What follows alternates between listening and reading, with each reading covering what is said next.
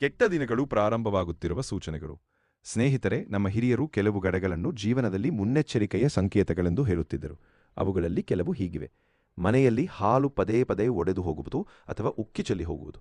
ಉಪ್ಪಿನ ಡಬ್ಬಿಯ ಮೇಲೆ ಕಪ್ಪು ಇರುವೆಗಳು ಹೆಚ್ಚಾಗಿ ಕಾಣಿಸಿಕೊಳ್ಳುವುದು ಅಥವಾ ಉಪ್ಪು ಪದೇ ಪದೇ ಕೈಯಿಂದ ಜಾರಿ ಬೀಳುವುದು. ಯಾವಾಗಲೂ ಹಾಸಿಗೆಯಲ್ಲಿ ಇರಲು ಮನಸ್ಸಾಗುವುದು ಮತ್ತು ಯಾವುದರಲ್ಲೂ ಆಸಕ್ತಿ ಇಲ್ಲದಿರುವುದು. ಬಟ್ಟೆಗಳಲ್ಲಿ ಪದೇ ಪದೇ ರಂಧ್ರಗಳು ಉಂಟಾಗುವುದು ಅಥವಾ ಬೇಗ ಹರಿದು ಹೋಗುವುದು. ಮನೆಯ ಬೆಡಿಯಾರ ಹಾಳಾಗುವುದು ಅಥವಾ ಒಡೆದು ಹೋಗುವುದು. ಚಪ್ಪಲಿ ಅಥವಾ ಬೂಟುಗಳು ಒಂದು ಬದಿಯಲ್ಲಿ ಮಾತ್ರ ಹೆಚ್ಚು ಸವೆದು ಹೋಗುವುದು. ಕಾಗೆ ಮುಟ್ಟುವುದು, ಕುಕ್ಕುವುದು ಅಥವಾ ಕನಸಿನಲ್ಲಿ ಕಾಗೆ ಕಾಣಿಸಿಕೊಳ್ಳುವುದು. ಸತ್ತವರ ಮನೆಯಿಂದ ಉಪ್ಪು ಅಥವಾ ಹುಣಸೆ ತರುವುದು. ಆಭರಣಗಳು ಅಥವಾ ಬೆಲೆಬಾಳುವ ವಸ್ತುಗಳು ಕಳೆದು ಹೋಗುವುದು. ಪದೇ ಪದೇ ವಿಚಿತ್ರ ಅಥವಾ ಭಯಾನಕ ಕನಸುಗಳು ಬೀಳುವುದು.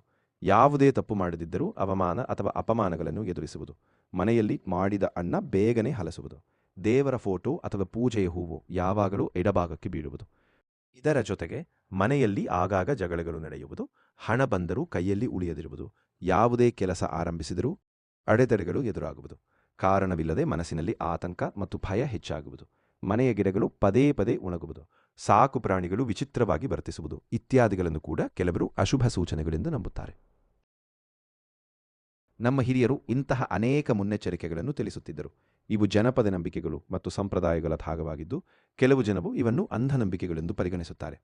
ಆದರೂ ಜೀವನದಲ್ಲಿ ಎಚ್ಚರಿಕೆಯಿಂದಿದ್ದು ಒಳ್ಳೆಯ ಅಭ್ಯಾಸಗಳನ್ನು ಪಾಲಿಸುವುದು ಯಾವಾಗಲೂ ಉತ್ತಮ.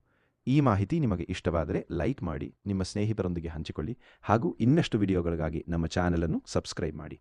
ಕೇಳಿದ್ದಕ್ಕೆ ಧನ್ಯವಾದಗಳು.